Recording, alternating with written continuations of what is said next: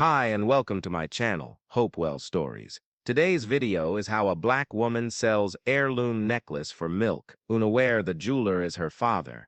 It was early morning in the small town of Willow Creek. The sun had just begun to peek over the horizon, casting a soft golden light on the sleepy streets. Birds chirped, dogs barked in the distance, and the scent of fresh bread floated through the air from the bakery 2 blocks away. Inside a small, neat apartment above Mrs. Taylor's dry cleaning shop, 18-year-old Maya Johnson sat at the kitchen table, staring into her empty cereal bowl. Her little brother, Elijah, who was only 6 years old, sat across from her, rubbing his eyes sleepily. "Maya, I'm hungry," he said softly. "I know, buddy," she replied with a tired smile.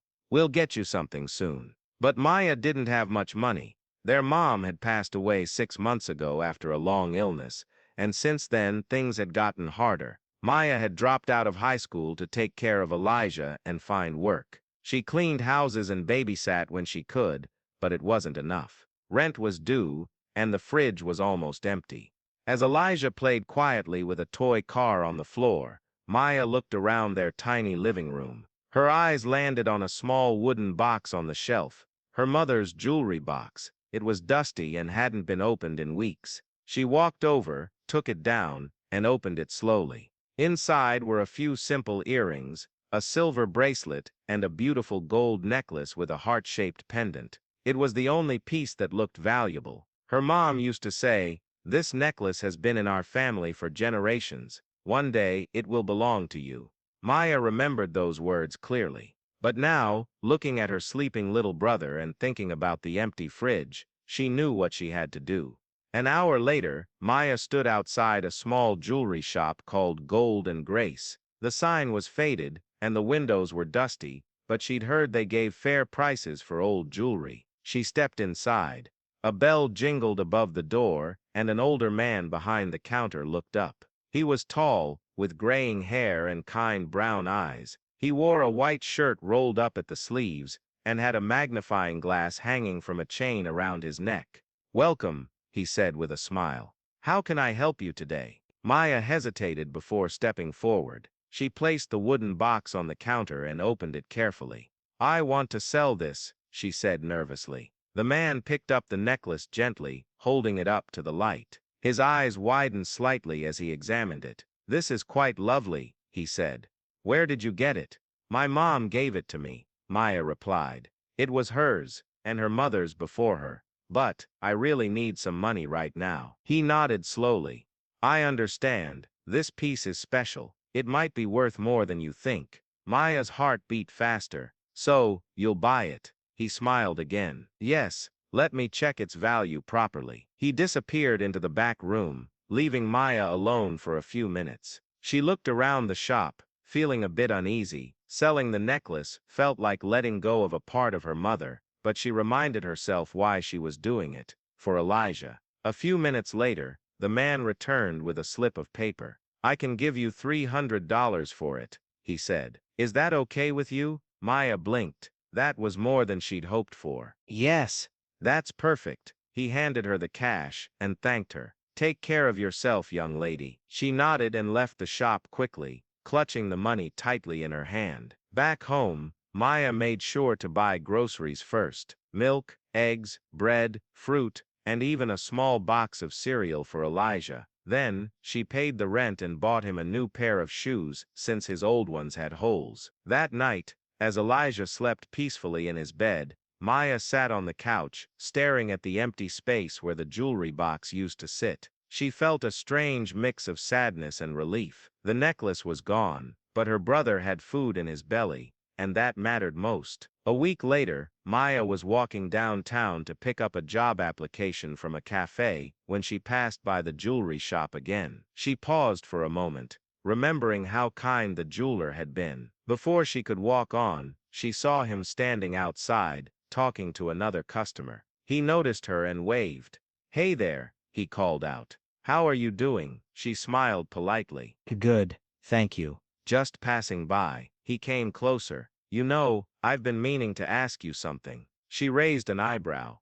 "Oh?" He rubbed the back of his neck, looking a bit nervous. That necklace you sold me. It reminded me of one my ex-wife used to wear. Maya's smile faded slightly. Really? He nodded. She passed away a few years ago. We had a daughter together, but we lost touch after the divorce. I always wondered what happened to her. Maya felt a chill run down her spine.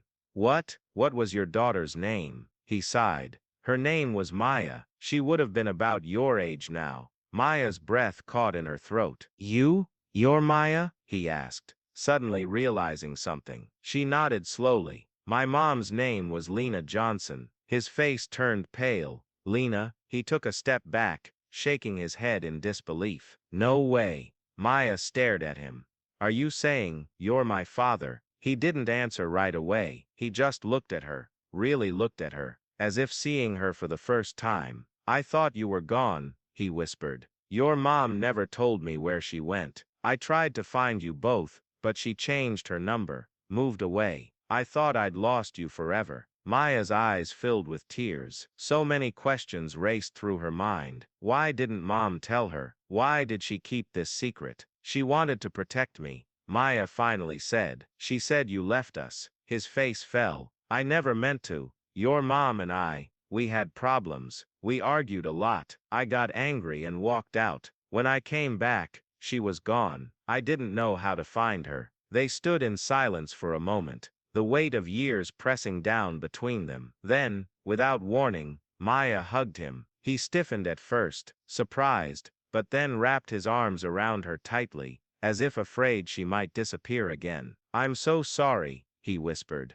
I should have fought harder to stay in your life. Maya pulled back, wiping her eyes. You're here now. Over the next few weeks, Maya and her father, Mr. Elijah Carter, began spending time together. He told her stories about her mom when they were younger, showed her photos of when they were married, and even brought her to his shop to teach her about jewelry. He apologized every day for not being there when she grew up. And though Maya still had moments of anger and hurt, she also felt something she hadn't in a long time: hope. One afternoon, as they sat in the back room of the shop, Mr. Carter reached into a drawer and pulled out a small velvet box. I kept this for you, he said gently. Maya opened it and gasped. It was the necklace.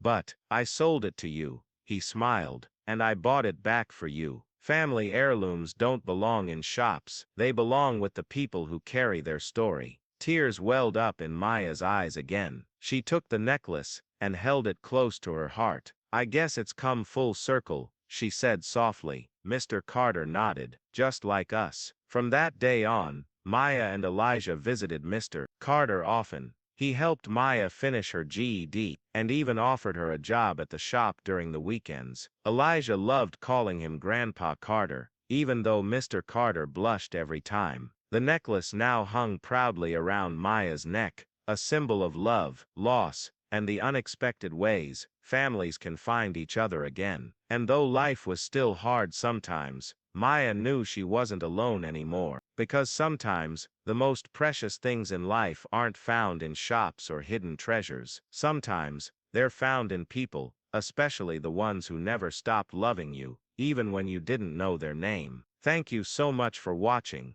If this story meant something to you, consider subscribing. I post new stories every day. What part of this story stood out to you the most?